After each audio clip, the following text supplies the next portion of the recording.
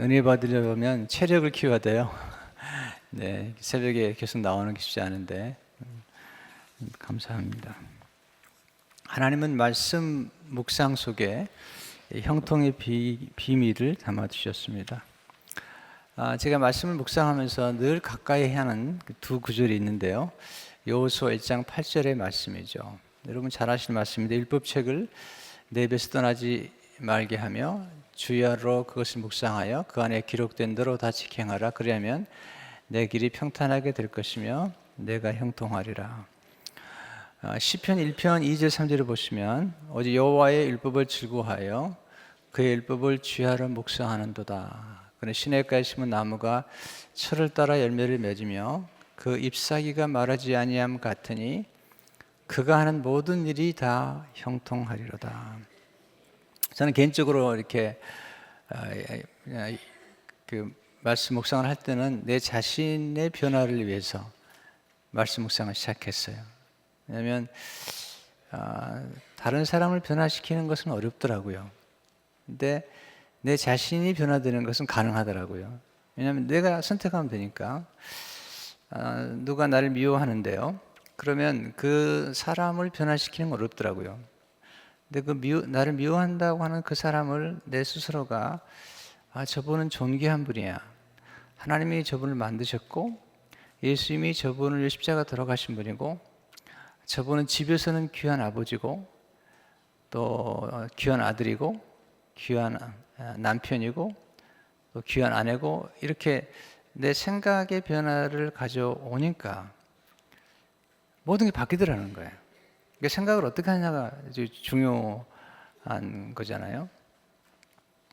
우리 결혼한 이제 그 청년들이 이제 결혼을 하게 되면 시부모님도 만나고 또 이쪽 또 상대적으로 이제 양쪽 부부를 다 부모님 만나게 되잖아요. 근데 이제 며느리들에게는 이제 시어머니를 모시는 게 참 힘들 수도 있고 또 이제 사위들은 이제 그 아내 부모님을 모시는 게 힘들 수 있는데, 제가 늘 이렇게 얘기하거든요. 너무 힘들어하지 말라고. 만약에 시부모가 없다면 지금 남편은 없다고. 지금 소중한 남편을 낳게 해주신 분은 시부모님이고, 지금 소중한 아내를 낳게 해주신 분은 바로 그 아내의 친정 부모님이니까 소중히 여기고 감사하고. 이게 이제 관점이거든요. 어떤 관점을 따라서 보느냐에 따라서 인생은 많이 달라지는 것을 보게 되죠. 그런 이제 놀라운 사실은요, 다른 사람을 변화시키려고 하는 게 아니라 내 스스로를 변화시키려고 했더니 놀라운 것은 관계가 좋아지더라는 거예요. 관계가. 이게 이제 우리가 배우는 놀라운 원리인데, 놀라운 것은 제가 이 말씀 묵상을 하면서 내 자신의 변화를 위해서 말씀 묵상을 시작했는데, 이 말씀 묵상 속에 형통의 비밀이 담겨 있는 걸 깨달은 거죠. 하나님께서 주신 형통의 비밀이 이 속에 담겨 있다는 사실을 많이 깨닫게 제가 된 것을 보게 되죠. 특별히 이제 여호수아에게 말씀하신 형통은 이번에 계속 반복하지만 사명을 완수하는 거거든요. 그러니까 가나안 땅을 정복하는 사명을 완수하는 그 형통의 비밀을 가르쳐 주신 거고, 시편 1편 같은 경우는 이제 다윗이 시편 1편을 썼다고 하면 그에게 형통은 이스라엘의 목자가 되는, 훌륭한 목자가 되는 그 사명을 완수하는 그 형통을 얘기하는 거죠. 그러니까 우리 각자의 부르심 속에는 그 나름대로의 형통이 있는 거잖아요. 그 형통이 뭔지를 따라하는 게 중요해요. 지난 우리가 화요일날 우리 목회자 모임에서 이제 에레미야 말씀을 나누면서 목자들이 여호와를 찾지 아니함으로 형통하지 못하여 양떼가 흩어졌다, 그런 말씀을 나눴어요. 목회자들이 또는 목자들이 하나님을 찾지 않으면 양떼는 흩어지는 거예요. 그리고 형통하지 못하는데, 목회자가 여호와를 찾고 여호와를 섬기고 여호와를 사랑하고 여호와의 말씀 추구하면 이렇게 목회자로서 형통이 있다는 것은 이제 에레미야에서 말씀을 하고 있는 것을 보게 되면, 그러니까 이제 우리 각자 각 사람들이 그 나름대로의 어떤 형통의 길을 갈 것이냐를 생각해 보는 것이 중요한 것입니다. 근데 이제 말씀 묵상을 통해서 깨달은 게 뭐냐면 한 번 형통하는 게 아니라 지속적으로 형통할 수 있는 어떤 원리를 이제 깨닫게 된 것이잖아요. 예를 들자면 이제 그 야구 선수가 뭐 계속 홈런을 칠 수는 없는 거잖아요. 그러나 홈런을 치는 확률이 높아지는 거죠. 한 번 형통하고 마는 것이 아니라 형통이 지속될 수 있는, 이게 굉장히 중요한 거거든요. 거기에 대한 이제 기대가 있는 거죠. 왜 우리가 저분은 대단한 사업가야 이런 얘기를 하냐면 이 사업가가 꾸준하게 성공하는 거예요. 그러니까 지속적인 성공, 때로는 실패할 수도 있지만 지속적인 성공, 궁극적인 성공을 하면서 심지어는 본인이 성공할 뿐 아니라 이분을 만나면 다른 사람도 성공을 하는 거예요. 이분을 통해서 다른 사람도 성공하는 걸 배우는 거예요. 이게 이제 굉장히 중요한 거잖아요. 그러니까 이런 원리들을 이제 터득하는 것이 필요해요. 이게 이제 하나님 우리 지금 소망이죠. 우리 꿈이죠. 우리 그리스도인들에게 이제 이 꿈인데, 저희 교회 이제 목사님들이나 전사님들 오시는데 2세들이 오면요, 놀라운 걸 얘기하는데, 저희 교회 와서 2세들이 부탁하는 게 뭐냐면, 목사님 멘토링 해주세요. 그러면 교회에서 일할게요. 우리는 이렇게 생각하잖아요. 2세들은 뭐 너무 현실적이고 너무 계산적이다 이렇게 생각하는데 그렇지 않아요. 놀라워요. 그렇지 않아요.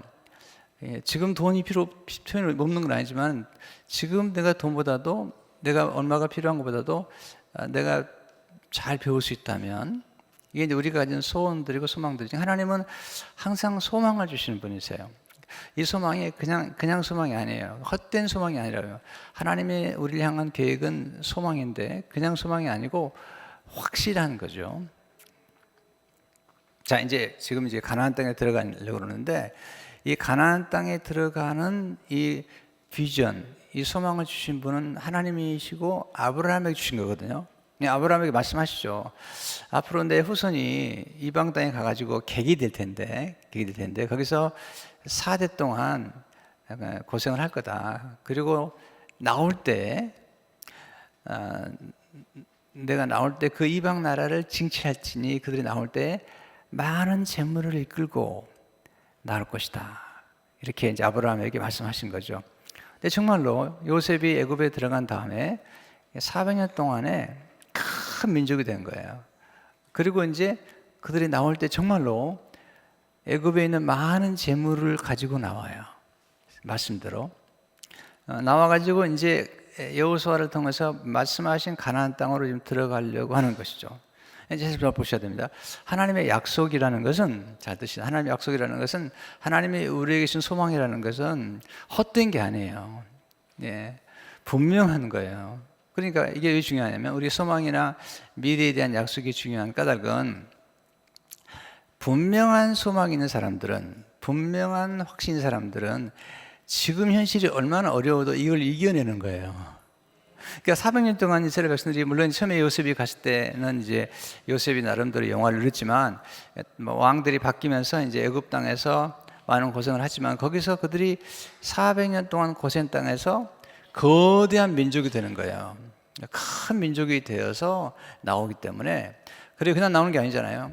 거대한 민족이 되어서 많은 재물을 이끌고 나올 거라고 하는 분명한 소망을 주셨기 때문에, 그들이 400년 동안 고생을 해도, 그 고생하는 중에도 이 고생의 끝자락에는 하나님이 약속하신 약속이 분명히 이루어질 거라고 하는 확신이 있었고, 그 약속대로 하나님께서 많은 재물을 이끌고 나오게 하실 뿐만 아니라 이제 가나안 땅에 들어가도록 지금 말씀하고 계시는 거죠. 그러면서 계속 꿈을 주시는 거죠.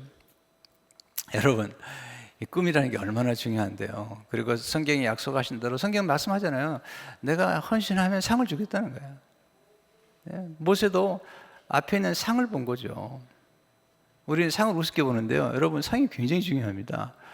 또는 하나님의 약속이나 소망이 중요합니다. 이게 없으면 우리를 지탱하는 힘, 우리를 이기는 힘이 뭐냐면 바로 이거죠. 우리 어머니 얘기하잖아요. 우리 어머니가 아들이 목사 된다니까 주의 종 만들겠다고 목숨을 거는 거예요.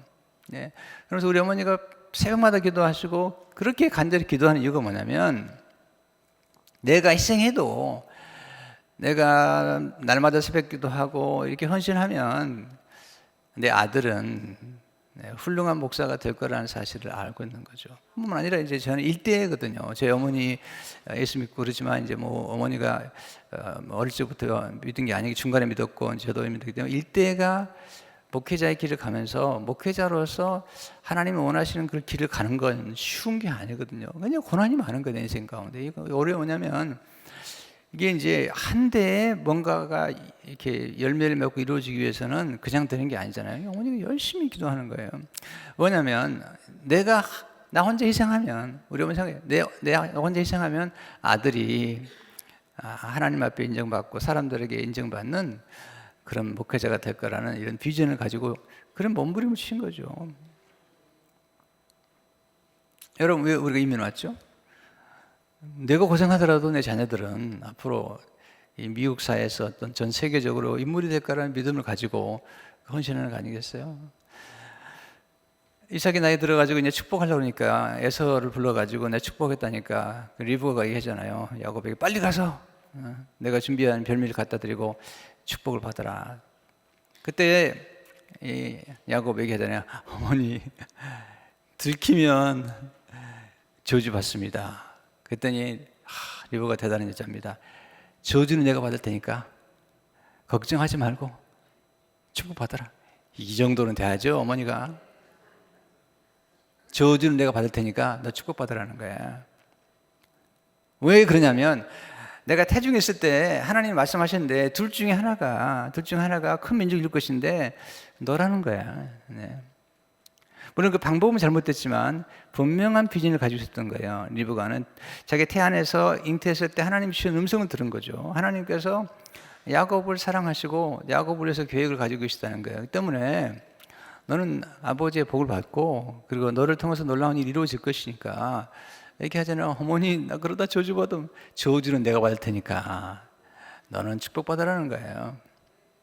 이게 뭐냐면 소망을 가진 부모들이 자식을 향한 거룩한 소망을 가진 부모들이 그렇게 살아가는 거예요. 네. 왜 우리가 이민자로 왔죠? 이민자로 와서 우리가 고생하더라도 다음 세대만큼은 네, 축복을 받을 거라는 거예요. 저는 지금 열심히 목회해요. 그리고 이번에 이제 뭐 비전 센터도 이렇게 열심히 하는데 그 이유가 뭐냐면 간단하거든요. 나는 고생해도 일대는 고생하더라도 우리 후세들은 이런 고생 안 할 거라는 거예요. 그리고 제가 이제 목회를 마치고 은퇴하게 되면 저를 이어서 목회하는 목사님은 이런 고생을 안 할 거라는 거죠. 그리고 고생해서는 안 된다고 생각하는 거죠. 네. 왜냐 아브라함 때 고생했거든요. 그때 이삭 때는 덜 고생하는 거예요. 그리고 야곱 때 와가지고 이제 또 놀라운 축복을 받는 거죠. 그러니까 제너레이션 투 제너레이션 내려가는데 우리 이세가 고생했다고 이세 너도 고생하라. 그럴 필요는 없는 거예요. 그럴 필요 없는 거예요. 이게 이제 뭐냐면 영적으로뿐만 아니라 환경적으로도 마찬가지인 거죠. 영적으로뿐만 환경적으로도 이세가 고생했으니까 이세들은 그럴 필요 없는. 이세들은요 지금 꽤 뭐 저는 미국 와가지고 11년 만에 중고차를 탔거든요. 아니 새 차를 타봤거든요. 11년 만에. 근데 요즘은요 그냥 오자마자 새 차 타요. 그래도 괜찮아요. 오늘 나무랄 게 없는 거예요. 왜냐면 우리 때는 그랬지만 제가 신학교 다닐 때만 해도 옷 한 벌 가지고 사기들을 지냈다니까요. 지금 그런 얘기 하면요 목사님 농담하시네 그래요. 시대가 바뀌었어요. 그건 그렇지 않은 거예요. 우리 그렇게 필요가 없는 거예요. 저는 미국 가서 17년 만에 타운하우스 하나를 샀어요. 교회가 뭐 사택을 안 해주니까 뭐 이민교회는 사택도 안 해주잖아요 목사님들에게. 지금 우리 큰 교회도 사택 없잖아요. 한국 교회는 다 사택 해주잖아요. 뭐 불평하는 게 아니라 오해하지 마시죠. 그게 아니라 그렇게 살다 보니까 17년 만에 이제 그 조그마한 집을 시작한 거죠. 그렇다면 우리 두 딸에게 내가 아빠보다 17만이니까 내가 너 결혼한 지 17년 만에 그렇게 살아. 그렇게 할 수는 없는 거잖아요. 그럴 필요도 없는 거잖아요. 그러니까 우리가 그런 것을 너무 이제 생각할 필요 없는 거예요. 그러니까 하나님의 어떤 일을 이룰 때 어떻게 이루어가는가를 보는 게 중요하다는 거죠. 형통이라는 게 꼭 뭐 집을 사고 뭐 그런 걸 의미하는 게 아니고 조금 더 높은 차원의 형통을 제가 설명하려고 얘기를 하고 있는 거예요. 그러나 보세요. 그런 불구하고 우리가 현실적으로나 영적으로나 이것들이 같이 와야 된다는 거죠. 왜냐하면 이스라엘 백성들이 400년 동안 고생하지만 하나님 약속을 붙잡았던 거예요. 그래서 아브라함과 이삭과 야곱에게 주셨고 또 요셉이 남긴 그 약속 가운데 하나는 아브라함에게 주신 그 약속 중에 하나가 뭐냐면 400년이 지나면 반드시 가나안 땅으로 돌아갈 텐데 그냥 돌아오는 게 아니라 많은 재물을 가지고 돌아올 것이며 너희가 가나안 땅을 차지할 거라고 하는 이 분명한 약속과 현실적인 또한 비전을 가지고 갔던 것을 보게 되죠. 이 두 가지가 같이 가요. 물론 신약적으로 오게 되면 이제 영적인 것이 더 많지만 신약에서도 절대로 현실적인 것을 무시하지는 않습니다. 하나님은 그런 분이 아니니까. 하나님이 이 모든 우주 만드시고 창조하신 분이 우리를 막 힘들게만 하려고 하신 분이 아니잖아요. 네. 그런 것들을 이해할 필요가 있죠. 첫째로 그러면 성경적 형통의 의미를 깨닫는 것이 중요하잖아요. 첫째로 하나님은 우리가 형통하기를 원하신다는 사실을 알고 믿으세요. 이게 중요한 거예요. 요셉 1장 8절 말씀 같이 읽어보겠습니다. 시작. 율법책을 내 입에서 떠나지 말게 하며 주야로 그것을 묵상하며 그 안에 기록된 대로 다 지켜 행하라. 그러면 내 길이 평탄하게 될 것이며 내가 형통하리라. 그러니까 그리스도는 형통에 대한 분명한 그리스도인들은 성경적인 지식과 확신이 있어야 됩니다. 다시 한번 강조합니다. 형통을 원하지 않으면 주지 않습니다. 여러분 형통을 알고 형통을 그다음에 절실하게 원하는 사람들이 그다음에 물어보죠.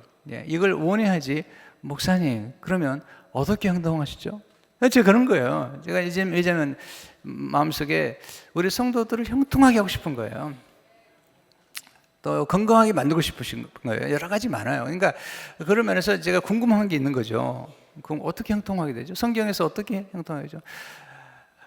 여러분이 저를 따라왔으면 또 예수님을 따라가면 우리 은택이 필요하죠. 은택이 뭐냐면 혜택이죠. 우리가 누구를 따라가면 혜택이 있어야 되잖아요. 그러니까 따라가는 거 아니겠어요? 네. 그러면 예수 믿고 또 성경께서 말하는 것들을 얘기할 때 그 차원은 아주 기본적인 차원부터 아주 높은 차원까지, 네. 아브라함 메슬로가 말한 것처럼 아주 기본적인 리드에서 비로소 나중에는 우리 자신들을 초월하는 단계까지, 네. 거기까지 가려면 이 모든 단계를 이해할 필요가 있다고 생각하는 거죠. 어제도 말씀드리지만 어떤 분이 목사님 찾아와요. 목사님 왜 교회에서 형통 얘기를 합니까? 네, 교회에서 깊은 얘기를 해야지. 네, 형통 얘기를 합니까? 만약에 그렇게 얘기한다면 저 형통 싫어요. 저 형통 필요 없어요. 왜 형통 얘기합니까? 그렇게 얘기한다면 할 말이 없죠. 더 이상. 네. 근데 이건 성경에서 하나님이 형통케 하라고 그러니까 형통하라고 그러니까 형통을 생각하고 그 형통을 추구하는 것이잖아요. 제가 보니까요. 내가 좋아하지 않고 사랑하지 않으면 아무것도 내게 머물지 않아요. 네, 사람도 내가 싫어하잖아요. 떠나게 돼 있어요. 내가 좋아야지 머물게 돼 있고, 네, 지식도 내가 좋아야지 머물고, 지혜도 내가 좋아야지 머물고, 아이디어도 내가 좋아해 머물고. 네, 그래서 조지 월터가 그런 말했잖아요. 자주 인용하는 말이 조지 월터가 뭐라기를 돈과 사람과 아이디어는 흘러가다가 소중히 여겨지는 곳에 머문다는 거예요. 다시 말씀드려요. 돈과 아이디어와 사람은 흘러가다가 소중히 여겨지는 것에 머문다는 거예요. 여러분요, 이게 예를 드는 거예요. 오해하지 마시고요. 돈도 싫어하지 않으면 돈이 오지 않습니다. 여러분 돈을 사랑하는 얘기 아닙니다. 하나님처럼 돈을 또 하나님처럼 신뢰하는 얘기는 아니에요. 그러나 여러분이 돈도 싫어하잖아요. 오지 않아요. 제가 해봤어요. 난 해본 사람이에요. 저는 경험을 해본 사람이에요. 돈도 싫어하면 안 옵니다. 그렇다고 해서 뭐 돈을 사랑하는 얘기는 아니고요. 성공도 싫어하면 안 옵니다. 사람도 싫어하면 안 모입니다. 어떤 분 이런 분 계세요. 교회는 딱 50명만 모여야 돼. 50명만. 이렇게 확신한 사람은요 50명 이상 모이지 않습니다. 네. 한 번은 잔 맥셀 목사님에게 두 목사님이 이제 만났는데 잔 맥셀 목사님 물었습니다. 목사님은 몇 명 모이는 목회할 것 같습니까? 전 300명이요. 또 한 목사 물었더니 목사님 몇 명 모이는 목회? 500명이요. 그랬더니 잔 맥셀 목사님이 당신 앞으로 300명 모이는 목회할 것입니다. 한 사람은 500명. 그랬더니 300명 모이는 목회를 하는 사람이 화를 내면서 왜 나한테 300명 모이는 목회 하려고 그렇게 얘기하냐고 그랬더니 그렇게 말씀하지 않았습니까? You say so. 그렇게 말하지 않았냐고. 이게 이제 언어의 파워거든요. 그러니까 이 생각들이 든다니까요. 내가 생각을 어떻게 먹느냐에 따라서 그런 얘기 들어보시잖아요. 어떤 분이 보다 보니 호숫가에서 이렇게 낚시를 하는데 보니까 큰 고기는 갖다 버리고 차로 제가가지고 큰 고기는 버리고 작은 고기만 담아놓는 거예요. 아까 선생님 이상한 거죠. 왜 큰 고기를 버리나? 그랬더니 왜 큰 고기 버리고 작은 고기만 담아놓나 그랬더니 저 집 후라이팬이요 이거밖에 안 돼요. 후라이팬이 작기 때문에 큰 고기는 다 버린다는 거예요. 아니 후라이팬을 늘리든지 아니면 고기를 잘라서 넣든지 하면 될 거 아니에요. 우리는 생각하는 게 어떨 때 너무 이렇게 소극적이고 그런 게 많이 있잖아요. 이건 바뀌어야 되잖아요. 뭔가 좀 바뀌어야. 복음이라는 게 놀라운 거잖아요. 그런 면에서 우리가 하나님이 말씀하신 형통은 하나님의 아이디어고 또 거기엔 길이 있다는 것을 알고 거기에 놀라운 일들이 우리에게 주어진 것을 경험할 필요. 두 번째, 형통보다 중요한 것은 형통한 자가 되는 거예요. 여러분 형통한 자가 되면 형통이 따라다니는 거죠. 어떤 존재가 되는 거죠. 가는 곳마다 어떤 분은요 이렇게 생각해요. 내가 지금 LA에서는 안 되니까 내가 저기 아틀란타 가면 잘 될 거라고 생각하는데 여러분 LA 있다가 잘 돼야지 아틀란타도 잘 되는 거예요. 아틀란타에서는 LA에서 누가 온다면요 못 오게 하더라고요. 망해가지고 오는 사람은 싫다고.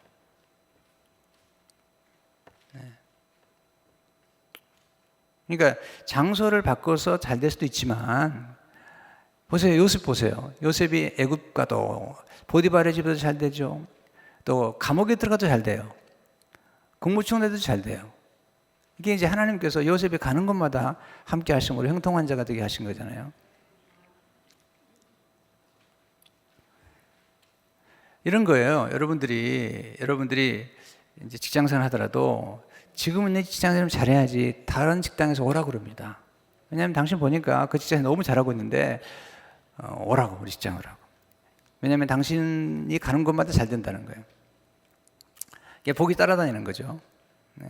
저는 물어봐요. 목사님들 가만히 물어보면 목사님 온다면 관찰해보죠. 목사님이니까 관찰해보면서 목사님이 옛날에 섬기던 교회에서 일을 했는데 그때 어떤 일을 잘하셨나요? 그리고 일했을 때 그 맡겨진 걸 키워본 경험이 있나요? 그리고 잘 돼 본 경험이 있나요? 이렇게 물어봅니다. 왜냐하면 보세요. 이게 예고편을 보는 거예요. 물론 처음부터 잘할 수는 없지만 처음에 작은 것이지만 하나님이 복을 주시는 경험을 해야지 어떻게 되는 걸 알 수 있는 것처럼 이게 이제 사람들을 만나봤을 때 물어보는 거죠.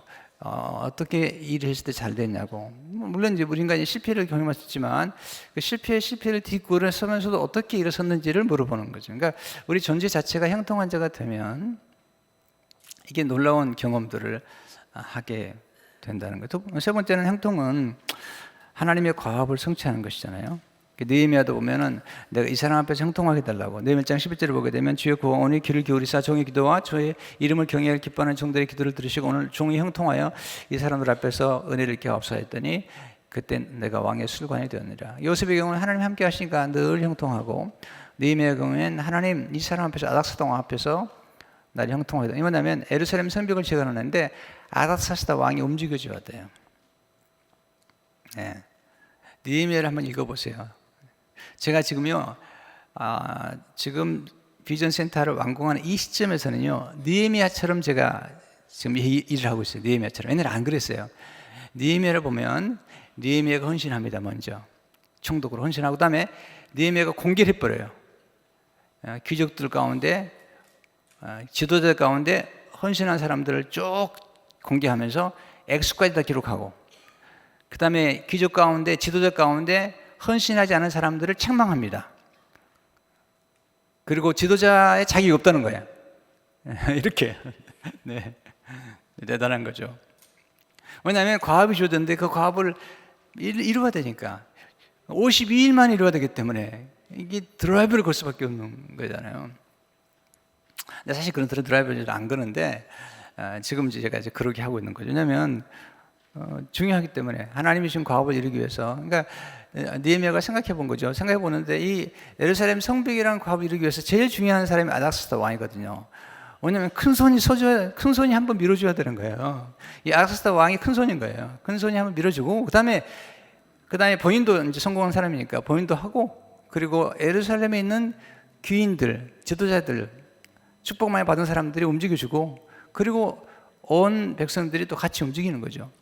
이게 이제 마찬가지예요. 뭐 어떤 일을 하든지 먼저 그 성전을 건축할 때도 다윗이 환란 중에 엄청난 재산을 모았던 거예요. 그리고 그걸 밀어주는 거죠. 그 다음에 귀족들이 밀어주고, 그리고 이방 땅에서도 협력하고, 그래가지고 성전이 지어지는 것처럼 어떤 큰일 하려고 그러면 하나님이 도와주시고, 또 굵은 손들이 나오고, 그 다음에 작은 손이 나오고, 이래가지고 일이 이루어지는 거예요. 아멘도 안 하시고, 하여튼 진짜 여러분 할렐루야. 그래서 제가 기도를 하죠. 하나님, 우리 교회도 큰 손이 좀 나타나게 원하시고. 저 우쪽에 셰퍼드 교회인가요? 미국 교회는요, 목사님이 한번 광고를 했대요. 교회가 큰 교회예요. 광고했대요. 교회가 좀 수리할 일이 있는데 기도해달라고 그랬더니 한 신자가 1억 불을 한 겁니다. 1억 불. 네. 우리 교회도 나설 줄 믿습니다. 1억 불. 1억 불이 얼마인지 모르나요? 우리 교회가 지금 지으려고 하는 게 1,100불짜리 프로젝트예요. 이게 좀 많아져 가지고 한 1,700만 원쯤, 이게 비전 센터가요. 본당까지 합하면 2,000명. 근데 한 신작 1억 불 헌금했다니까요. 놀라지도 않고는. 이게 과업을 성취하는 이게 원리가 있는 거잖아요. 여러분 이제 저를 보시면 많이 웃음이 나올 거예요. 목사님 요즘 조금 열이 받쳤구나 하는데 그게 아니라 저는 성경의 원리대로 하는 거예요. 성경 어떻게 했는지, 그걸 보고 가는 거예요. 내가 얘기했잖아요, 지난주도. 많이 받은 사람 많이 내놓으라고. 이게 원리예요.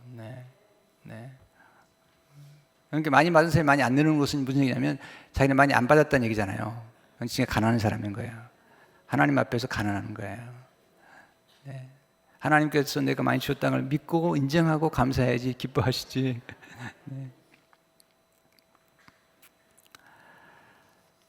이번에 건축해 보니까 2번은 못하겠어요.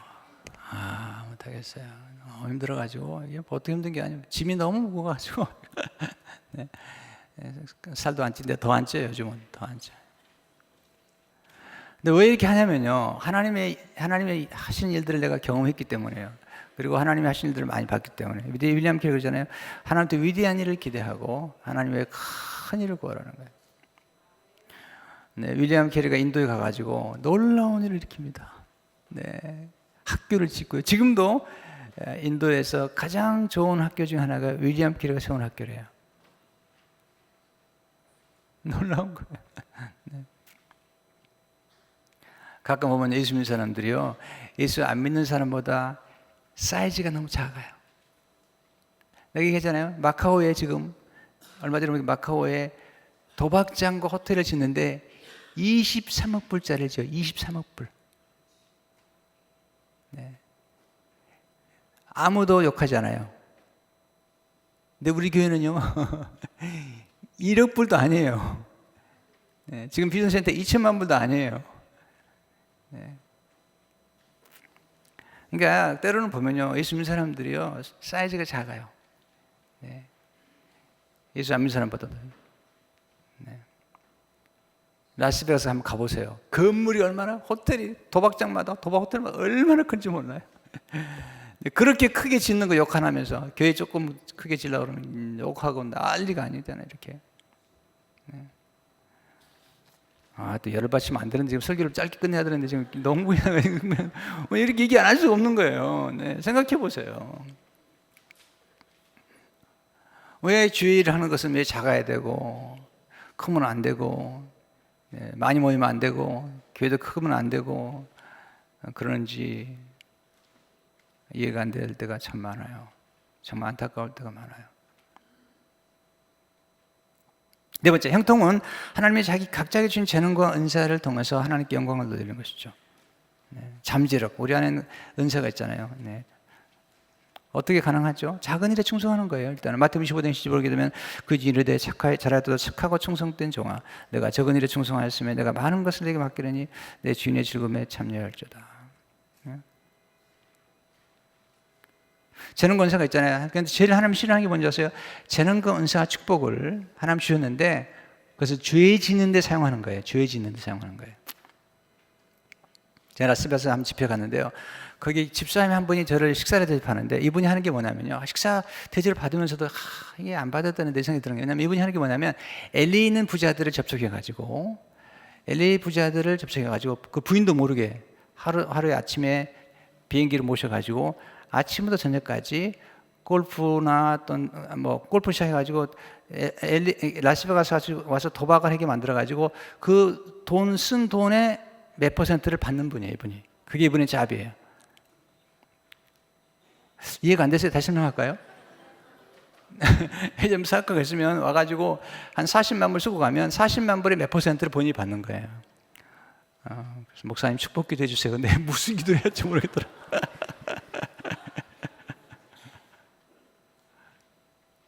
그래서 사업가들이 그 돈 많이 버는 걸 가지고 다 걷다 꼬라 박는 거예요. 죄송하지만. 얼마나 싫어하겠어요.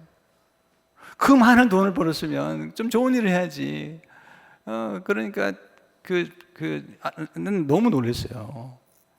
네, 아주 점잖은 분이세요. 그래가지고 무슨 일 하십니까? 그랬더니 LA에 있는 분들 부자들 접촉해가지고 모셔가서 최고로 대접한대요. 리무진에다가 오시면 그리고는 뭐 다 하고 그리고 이제 그 하루 동안에 도박하고 잃은 돈 그 돈의 몇 퍼센트 자기가 받는 거예요. 우리에게는 없죠? 그런 분? 네. 저한테 얘기하세요. 네.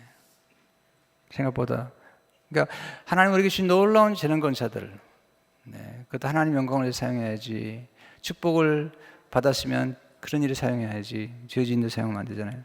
하여튼 행동은 섬김을 위한 하나님의 은혜의 도구이죠. 네, 섬기라고 마가복음 10장 45절을 보게 되면 인자가 온 것은 섬기를 받으려 함이 아니라 도리어 섬기를 하고 자기 몫을 많은 사람의 대적물을 주려 합니다.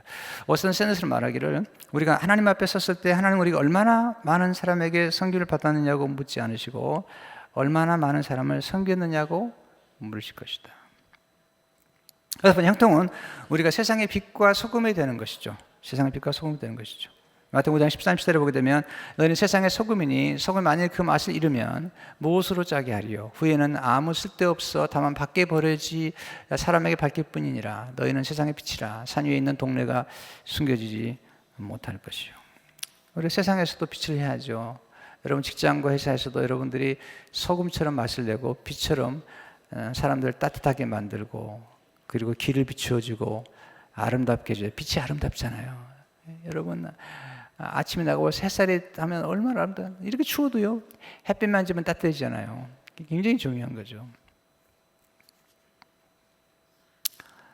이번에 저희 교회에서 이제 중직자를 뽑았는데 어떤 분이 그러시더라고요. 목사님 그분은요 그분이 살고 있는 그 콘도미니엄 단지가 있는데 그 단지에 있는 모든 사람들이 그분을 존중해요. 그러면서 그 동네 모든 사람들이 예수는 저렇게 믿어야 된다고. 내가 감동을 받았어요. 내가 들은 얘기예요. 그 지역 사람들이, 그 동네 사람들이 얘기한대요. 예수는 저렇게 믿어야 된다고. 우리 교회 신자야. 할렐루야. 얼마나 감사한지 모르겠어요. 부탁드려요. 여러분 식당을 가더라도 친절하게 하세요. 친절하게. 네. 식당 함부로 하지 말라고. 어떤 분은 목사님도 가끔 보면 미국의 한국 목사님들은요 목소리가 커요. 이리 와, 이리 와봐, 이리 와봐. 그러지 말고 언니 그래서 언니다. 언니, 이모, 언니. 따라서 연습해 보세요. 언니. 아니면 이모. 따라서 해보세요. 이모. 이리 와봐가 어디 있어요? 크리스천들이. 그러면 안 되는 거죠. 여러분 예수 믿는 사람들이 뭐죠? 정중하게 모든 사람을 존귀히 대하는 거죠. 여러분이 식당과 식사할 때 바로 거기에 여학생들 부인들이 와 있고 또 지금 목사님들이 어려우니까 사모님들이 가서 일을 해요. 함부로 하지 말라고요. 그리고 분명히 말씀드렸어요. 팁을 많이 넣고 나오세요. 네, 팁 조금 넣고 나오면 뒤에서 욕해요. 아이고 저것도 부자라고, 저러니까 절부지, 돈 쓸 줄 모르고 그러는 거예요. 네. 좀 달라야 돼요. 크리스천은 달라야 돼요.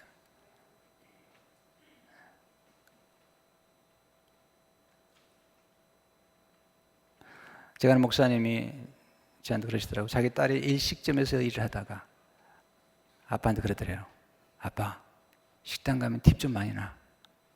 자기 딸이 일식점에서 일하면서 얘기하더래요. 그날 이후로는요, 자기 식당 가면 항상 팁을 많이 넣는데 좀 많이 넣으세요.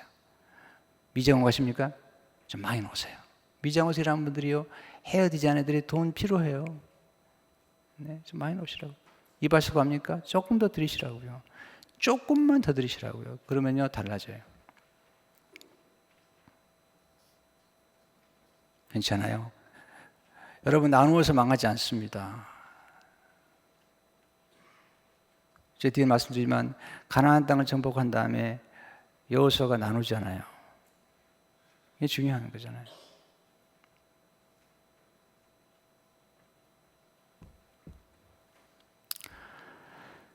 작은 것들이지만 실천하는 게 중요해요. 아주 실천하는 게 굉장히 중요한 거죠. 여러분, 형통은 풍성한 열매를 통해서 하나님께 영광을 돌리는 것이죠. 이건 이제 굉장히 중요한데, 성품의 열매랄지 또는 사람들과 관계 중요한데, 성공은 실력 있으면 하는 것 같아요. 그런데 형통은, 성경의 열매는 하나님과 연합할 때 하는 거죠. 열매를 많이 맺어 기뻐하시잖아요. 요한복음 15장 8절을 보게 되면 너희가 열매를 많이 맺으면 내 아버지께 영광을 받으실 것이요 너희는 내 제자가 되리라. 요한복음 15장 5절을 보게 되면 나는 포도나무요 너희는 가지라. 그가 내 안에 내가 그 안에 있으면 사람이 열매를 많이 맺나니 나를 떠나서 너희가 아무것도 할 수 없습니다. 우리가 열매를 맺어야 돼. 봉사의 열매, 헌신의 열매, 전도의 열매, 선교의 열매, 하는 열매들, 성품의 열매들 제일 중요하잖아요. 열매들이. 요한복음 15장 10절을 보게 되면 너희가 나를 택한 것이 아니요 내가 너희를 택하여 세웠나니 이는 너희로 가서 열매를 맺게 하고 또 너희 열매가 항상 있게 하여 내 이름으로 아버지께 무엇을 구하든지 다 받게 하려 합니다. 하나님께서 우리에게 주시는 이제 풍성한 형통의 원리인 것을 보게 됩니다. 자, 두 번째, 말씀 묵상을 통해서 형통의 원리를 더 짧게 말씀드릴게요. 중요한데요. 첫째, 비전의 원리죠. 꿈이라는 거죠. 하나님 우리에게 형통케 하시고 먼저 꿈을 주시죠. 여호수아 1장을 보게 되면 내적 모세가 죽었으니 이제 너는 이 모든 백성과 더불어 일어나 이 요단을 건너 내가 그를 곧 이스라엘 자손에게 주는 그 땅으로 가라. 그래서 우리가 꿈을 가져야 돼요. 형통하려면 꿈을 가져야 됩니다. 사명이 있어요. 두 번째는 생각의 원리죠. 율법책을 내뱉더라 바르는 이것은 생각을 먼저 하는 거예요. 네. 생각이 열쇠잖아요. 어떻게 생각하느냐. 생각에 영향을 주는 것이 말씀 묵상이죠. 그리고 생각에 영향을 주는 것이 우리 마음이잖아요. 헤니 포도가 이런 말을 했습니다. 당신이 할 수 있다고 생각하든 할 수 없다고 생각하든 당신의 생각은 옳다. 네. 이 생각이 중요하다니까요. 제가 파사데나에 처음에 이제 교회 그쪽에서는 목회를 하는데 사람이 다 얘기하는 거예요. 주위 목사님들이 목사님 파사데나는 이민교회의 무덤입니다. 이민교회 목회자의 무덤입니다. 거기 가시면 안 됩니다. 저는 그게 들으면서 이렇게 속으로 됩니다. 됩니다. 어떤 분은 이렇게 이민 목회는 어렵다는 거예요. 개척 어렵다는 거예요. 그렇게 얘기해도 나는 이렇게 하면 됩니다. 쉬운 2살에 이제 교회를 새롭게 시작한 거죠. 사람이 생각하죠. 쉬운 2살에서 교회를 개척하다니 좀 바보지. 네. 내 소리가 이제 됩니다. 네. 그러니까 할 수 있다고 믿느냐 없느냐에 다른 거예요. 지금 이러잖아요. 지금 모든 게 어렵다. 경제도 어렵고 사업도 어렵지만은요. 이렇게 생각해요. 그래도 됩니다. 네. 그래도 할 수 있습니다. 그러면 하는 거죠. 네. 안 된다 그러면 안 되는 거예요. 네. 그게 마음의 중요한 마음의 생각. 잠언 42편을 보면 모든 지킬 만한 것 중에 더욱 내 마음을 지켜라. 생명의 근원이 이에서 납니다. 세 번째, 지식이 원리죠. 학습이죠. 지식은 굉장히 중요한 자산인 거예요. 형통은 지식과 정보를 가진 사람에게 항상 미소를 보내죠. 다시 말씀드려요. 형통이란 지식과 정보를 가진 사람에게 항상 미소를 보내죠. 지식이 없으면 망한다니까요. 호세아 3절을 보니까 내 백성이 지식이 없음으로 망하는도다. 예레미야 3장 15니까 내가 내 마음에 합한 목자를 너에게 주리니 그들의 지식과 명철로 너희를 양육하리라. 목회자는요 지식이 많아야 돼요. 지식과 명철로 그러니까 목회자는 학습을 해야 돼요. 이 양들을 잘 섬길 수 있고 양들을 성경적으로 형통할 수 있도록 자꾸 공부를 많이 해야 됩니다. 나는 공부하지 않은 목사를 취급하지 않습니다. 죄송하지만 목사는 학자입니다. 이사야 보게 되면 나로 학자해를 주사 내가 말로 어떻게 사람들을 깨우칠까 알게 되라는 거죠. 공부 많이 해야 됩니다. 저는요 목사를 함부로 넘보는 사람도 싫어합니다.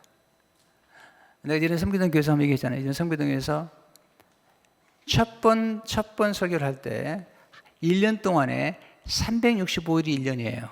근데 한 해 동안에 500가지 설교를 했어요. 500번 CD가 나왔어요. 500번. 하루에 매일 설교할 뿐만 아니라 어떤 주일날은 2번씩 또 거기다가 금요일에 그러니까 500번 설교를 한 거죠. 그때 내가 기억나요. 한 변호사님이 저한테 그랬어요.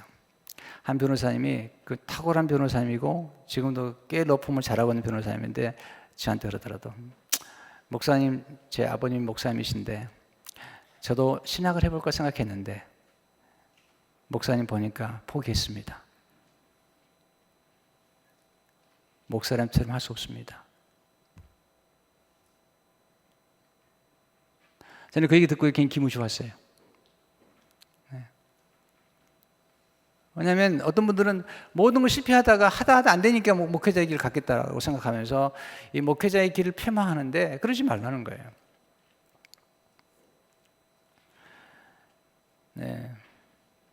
영혼을 구원하는 거잖아요. 영혼을 인도하는 거잖아요. 여러분의 영혼에 책임지는 거, 여러분 닥터들은 여러분의 육신의 책임을 지고 어떤 닥터는 정신신경계의 책임을 지고 모르지만 목회자는 여러분의 영혼을 영원한 세계로 인도하는 거예요.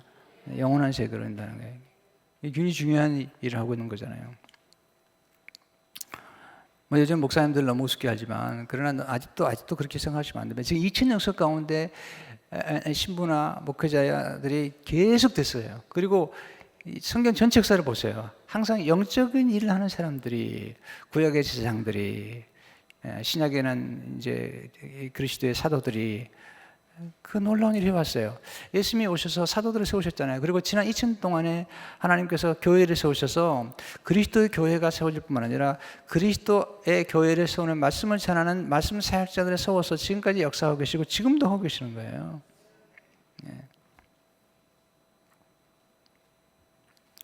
그래서 저는 생각하는 거죠. 지식과 명철로 양육해야 된다고 생각하는 거죠. 여러분 잠언 24장 4절 5절을 보세요. 또 방들은 지식으로 말미암아 각종 귀하고 아름다운 보배로 채우게 되느니라. 보세요. 지식으로 말미암아 각종 귀하고 아름다운 보배로 채우게 되느니라. 지혜 있는 자는 강하고 지식 있는 자는 힘을 더하나니.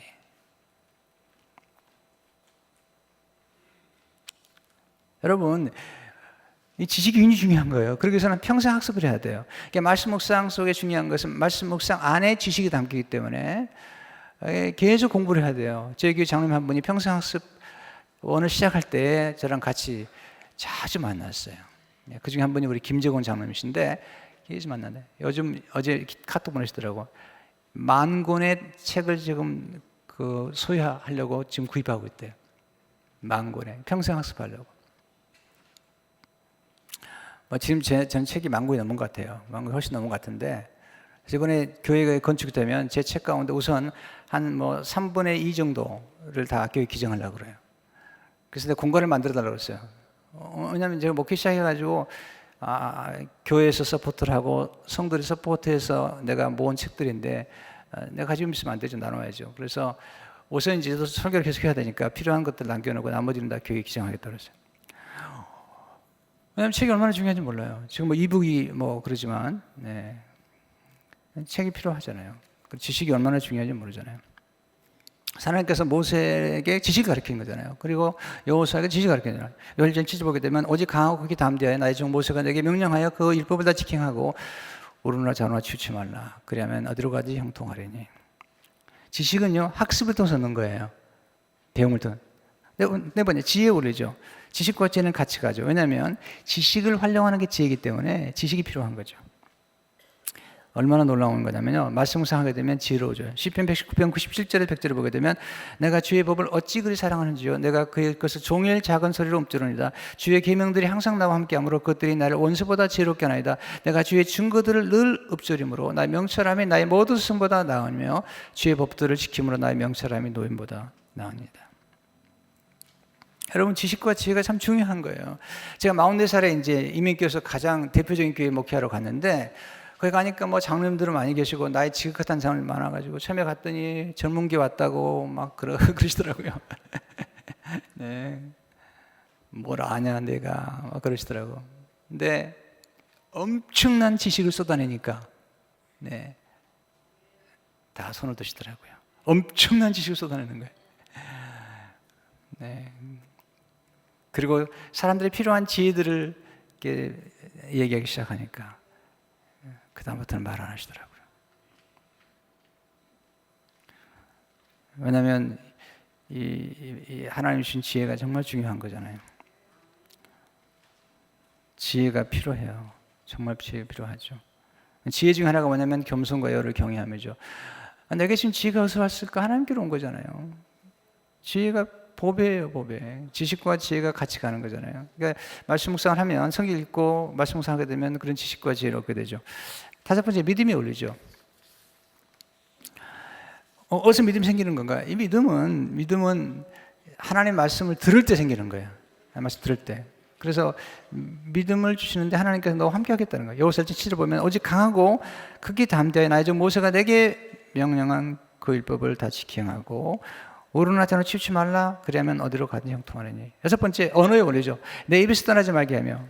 이 언어가 중요하잖아요. 모든 말씀으로 천지가 지어졌기 때문에 우리가 하는 말이 굉장히 중요하잖아요. 히브리서 12장 3절을 보게 되면 믿음으로 모든 생각 하나님의 말씀으로 지은지를 우리가 안 하니. 마가복음 10장 13절을 보게 되면 내가 진실로 너에게 이르노니 누구든지 산더러 들여 바다에 던져지라 하며 그 말하는 것이 일줄을 알고 믿고 매우 의심하지 않으면 그대로 되리라. 잠언 18장 27절 보면 사람은 입으로 나오는 열매로 말하는 벽으로 나니 곧 그의 입술에서 나는 것으로 말미암아 만족하게 되느니라. 죽고 사는 것이 혀의 본성에 임나 다니나니 혀를 쓰기 좋아하는 자는 혀의 열매를 먹으리라. 그러니까 말씀사하게 되면 그 언어를 어떻게 사용하냐, 믿음의 언어를 어떻게 사용하냐 중요하죠. 이거 뭐냐, 집중이 올리죠. 주야로 그것을 묵상하며 어떤 것든지 집중하게 되면, 한 분야에서 집중하게 되면 놀라운 일이, 에모스는 말하기를 세계사에 남을 만한 위대하고 당당한 업적은 모든 집중력으로 이루어집니다. 한 분야를 계속 해보세요. 집중하게 되면 놀라운 결과를 가져오게 돼요. 네. 저도 집중했거든요. 목회에 집중하고. 저는 뭐 고등학교 2학년 때부터 지금까지 목회밖에 생각하지 않았어요. 저는 딴 생각이 없어요. 어떤 분이 그러더라고요. 목사님은 사업에도 잘하겠네요. 난 못합니다. 사업하는 분은 사업이 잘하는 거지. 나는 목회를 계속하는 거예요. 물론 목회도 하나님의 사업이긴 하지만, 그러나 집중하는 거거든요. 계속 집중, 어떤 분야에 집중하고 그러면서 승리하는 거. 이번에 우리 오영래 사모님이 또 시집이 나왔어요. 시집이 이번에 왔더라고요. 5번째인데 계속 시를 쓰시는 거예요. 그러니까 지금 5권째 시집을 내는 거예요. 남편보다 훨씬 훌륭하세요. 남편은 이제 겨우 2권 냈나? 목사님 어디 계세요? 겨우 2권밖에 못 냈지만 사모님은 5번째 책을 내는 거예요. 네. 한 분야에 계속하는 걸 못 당하는 거예요. 그러니까 주야로 묵상하거나 어떤 분야에 대해서 이렇게 깊이 들어가는 게 굉장히 중요한 거잖아요. 여덟 번째, 동행 원리죠. 네, 하나님이 너와 함께 하겠다. 여기서 1장을 보니까 내 평소에 너를 능히 대적할 적 없으니 내가 모세와 함께 있었던 것이 너와 함께 있을 것이라. 내가 너를 떠나지 아니하며 버리지 아니하리라. 그러니까 하나님의 말씀과 동행하는 것은 하나님의 말씀의 신분과 동행하기 때문에 그걸 승리하는 거죠. 아버님 기도의 원리죠. 여호수아가 기도 많이 하죠. 왜냐하면 말씀을 따라 기도하는 거니까. 여호수아 10장 11절에 보면 여호와께서 아모리 사람을 이스라엘 자손에게 넘겨주시던 날에 여호수아가 여호와께 아뢰어 이스라엘 목전에서 이르되 태양아 너는 기브온의 아이에 머무르라. 달아 너도 아리랑 골짜기에 그리할지니라. 요한복음 10장 7절 보면 너희가 내 안에 거하고 내 말이 너희 안에 거하면 무엇인지 원하는 구하라. 그래야면 이루리라. 그러니까 저는 기도를 늘 하는 거예요. 무시로 기도하는 거예요. 네, 어제도 저녁에 집회하기 전에 제 방에서 2손 들고 하나님 앞에 기도, 도와주십시오. 재직들을 많이 모이게 해주시고, 많이 배우게 해주시고, 승리하게 해주시고, 네, 형통하게 해주시고, 아멘도 안 하시고, 할렐루야. 네, 나는 원맨쇼 해도 좋아. 여러분 재밌으면 하면. 10번째, 행동의 원리죠. 실천하라는 거죠. 8절에 보면 이 율법책을 내 입에 떠나지 말게 하며 주야를 묵상하여 그 안에 기록된 대로 자직히 하라. 그래야면 내 길이 평탄할 것이라 내가 형통하리라. 아는 것만 부족해요. 적용해야죠. 네. 치우침 없이 계속하라는 거죠. 말씀 묵상을 통해서 거룩한 성품을 형성하게 되는 것이죠. 네, 말씀은 우리를 거룩하게 만들죠. 야고보 15장에 보면 너희는 내가 일러준 말로 너희를 깨끗하였으니, 디모데 4장 5절에 보면 하나님 말씀과 기도로 거룩해짐이라. 하나님 말씀을 통해서 우리의 인격이 성숙해지고 성품이 좋아지는 거기 때문에 놀라운 일을 경험하게 되죠. 그런데 중요한 것은 가나안 땅을 정복한 후에 여호수아가 그 땅을 전부 분배하는 거예요. 나눠주는 거죠. 이번 주에 설교하는 내용을 제가 예고편에 드릴게요. 오병이어를 아이가 드려요. 드림이 있어요. 드림. 그러니까요, 오병이어를 가지고 주님이 기도를 하세요. 감사기도를 하시고 5,000명, 남자 5,000명, 전체 한 2만 명을 먹이는 거죠. 보세요. 드림이 있으니까 나눔이 있어요. 나눔이 있어요. 놀라운 게 있어요. 다 나눴어요. 나눴는데 나중에 12광지를 거둬요. 보세요. 드림이 있으니까 나눔이 있고, 나눔 있으니까 거둠이 있어요. 드렸더니요, 12광지를 거두는 거예요. 안 드렸으면 그런 기적이 안 났다는 거예요. 이번 주일 설교를 미리 해버려서 큰일 났네. 어떻게 하냐. 네. 그래도 나오셔야 돼. 이번 주일날 수집하는 날인 거죠. 다시 한번 보세요. 드림이 있으니까 나눔이 있고, 나눔이 있으니까 거둠이 있는 거야. 놀라운 거죠. 하나님의 성도 여러분, 우리가 왜 잘 되려고 하겠어요? 여러분, 제가 목회자로서 왜 이렇게 목회도 열심히 하려고 해서 나눠주고 싶은 거예요. 이번에 지금 우리 운영위원회가 1월 달에 있는데 우리 장로들이 부탁을 하려고 그래요. 네. 그동안에 자마에서 지금 자마 우리 기관 있는데 저쪽 지금 텍사스에다가 올라온 걸 구입해가지고 하는데 지난번에도 도와달라고 연락이 왔어요. 네.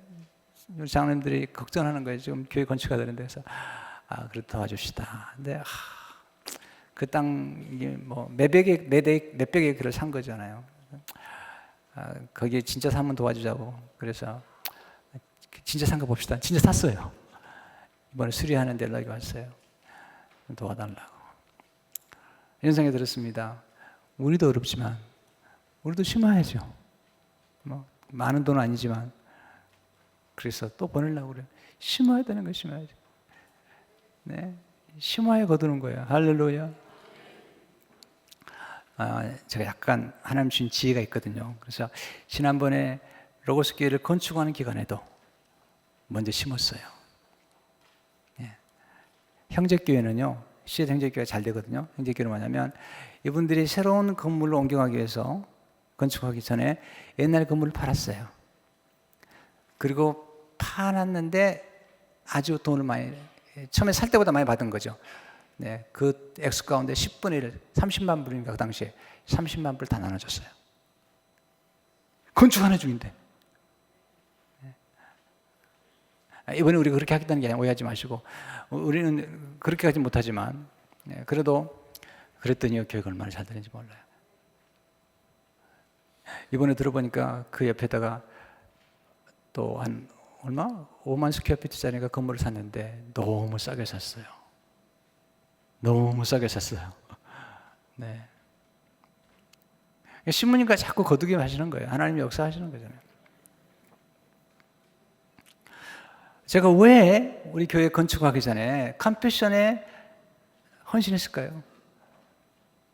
컴패션 우리 교인들이 지금 800명, 900명 하거든요. 그러면 1년에 우리 성도들이 지금 성교비로 보내는 것만 해도 우리 교회 안 들어오고 성교 보내는 것만 해도 한 40만 불 돼요, 거의. 왜 그렇게 할까요? 착한 일 해야 되는 거예요, 착한 일을. 이번에도 우리가 추수감사원금 들어온 거 다 내보냈습니다. 미랄 선교단, 또 이게 샬롬 선교단, 어려운 분들 다 보도록 가지고 나눠드렸습니다. 네. 왜 그렇게 하지 마세요? 성도 여러분, 나눠야 되는 거예요, 교회가. 네. 왜 잘 되려고 그러겠어요? 그 목사님들 오시면 제가 자료 다 나눠드립니다. 이렇게 하면 된다고. 네. 이렇게 하면 나보다 더 잘할 수 있다고. 다 나눠드리고, 설명해드리고, 잘 되는 법 알려드리고. 성도 여러분, 형통하시기 바랍니다. 그리고 우리가 형통하기 위해서 나눠주는 승리를 하는 여러분 되시기를 주의 이름으로 축원합니다. 두 손 드세요. 두 손 드세요. 네, 두 손 드시고 하나님께 기도하면서 하나님 성경적으로 형통하게 해주셔서 하나님 섬기는 자, 나누는 자가 되게 도와주옵소서. 우리 주여 삼창하겠습니다. 주여, 주여, 주여. 하나님 아버지 감사합니다. 오늘 말씀을 통해서 우리로 하여금 성경적으로 형통할 수 있도록 축복해 주시고 나오고 기도합니다. 성도들의 가정 속에 하나님 놀라운 역사 나타날 수 있도록 축복해 주시고, 하나님의 기쁘시게 하는 놀라운 역사가 나타날 수 있도록 주여 도와주시고 나오고 기도하오니, 하나님의 살아계신 놀라운 역사를 경험할 수 있도록 도와주시고, 주님을 기쁘시게 하는 놀라운 역사 나타날 수 있도록 도와주시고, 하나님 아버지 여호수아처럼, 느헤미야처럼, 우리 예수님처럼 참으로 형통한 자가 되어서 하나님께 영광을 돌릴 수 있도록 주께서 축복해 주시고 역사하시고 인도하여 주옵소서. 고마우신 하나님, 은혜를 감사합니다. 오늘 새벽에도 죄를 불러주시고, 또 기도 제목을 올려놓고 기도하는 분들도 계시고, 또 비전센터를 위한 귀한 헌금을 드린 가정들이 있습니다. 기억해 주시고 축복해 주시며, 오늘 배운 말씀처럼 형통할 수 있도록 인도해 주옵소서. 오늘 이 말씀의 원리를 또 반복해서 읽고 터득한 가운데 우리와 우리 자녀들이 형통할 수 있도록 축복해 주시고, 그리고 영원히 형통하는 영생의 축복을 받았사오니, 우리가 이 땅에 사는 동안에도 힘을 얻게 도와주시고 어려움을 극복해낼 수 있도록 주님께서 축복하여 주옵소서. 오늘 또 성경 봉독으로, 기도로, 또 찬양으로, 그리고 차량 안내로, 음식으로, 영상과 음향으로, 교회 안내로 섬기는 한 분 한 분들을 기억해 주시며, 그 섬김이 하나님께 큰 영광이 되도록 인도해 주옵소서. 하나님 아버지, 이번 기회에 우리 비전센터에 완공할 수 있도록 하나님께서 축복하여 주셔서 1월 말까지 우리가 계획한 것들이 이루어지도록 도와주시고, 하나님의 살아계심을 다시 한번 경험할 수 있도록 주께서 축복하여 주옵소서. 지금은 우리를 구원하신 예수 그리스도의 은혜와 하나님 아버지의 극진하신 사랑하심과 성령님의 감동, 감화, 교통, 충만하신 역사가 머리 숙인 성도님들과 렌지사들과 선교사님들 머리 위에 지금부터 영원토록 함께 계시옵기를 간절히 축원하옵나이다. 아멘. 할렐루야.